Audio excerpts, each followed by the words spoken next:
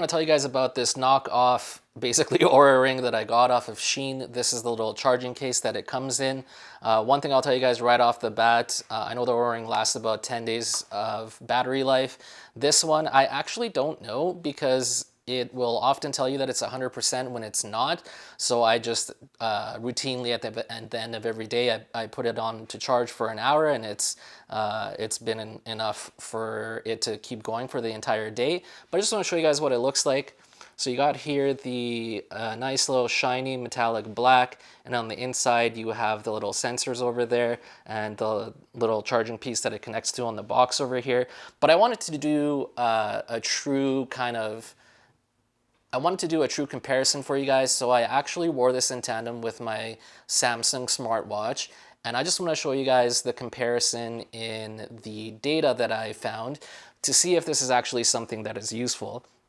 So over here I have for you guys, today my steps so far is 940 steps. And then I'm going to move over here to my Samsung smartwatch.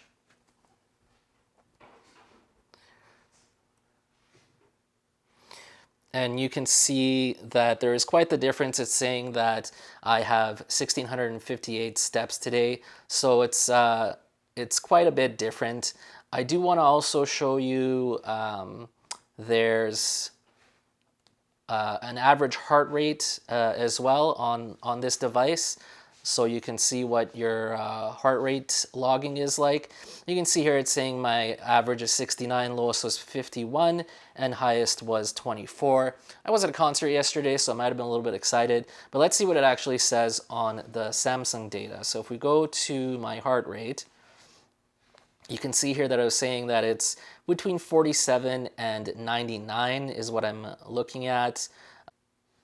And I'm not seeing a maximum on here, but you can see that it's quite the swing there. Average is 69,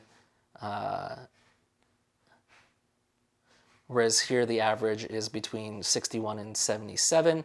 So it's actually pretty close for the heart rate. I found that the heart rate stuff was the most accurate. It also does do your blood pressure reading for you as well.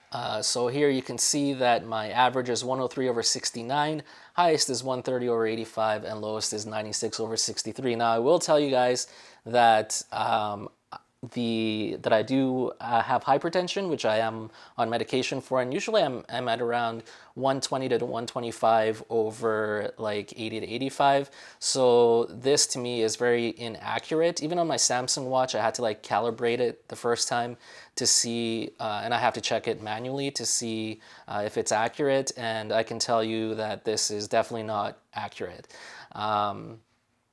For the sleep stuff, so here it's saying that I slept 8 hours yesterday, and then 1 hour and 54 minutes deep sleep, 4 hour 32 light sleep, 1 hour 35 REM. But if we look actually on the Samsung watch, and I know I slept more than that because I stayed up late for this concert, and then I had a good probably 10 hours of sleep. So you can see here that it actually saying that I slept 10 hours and 40 minutes.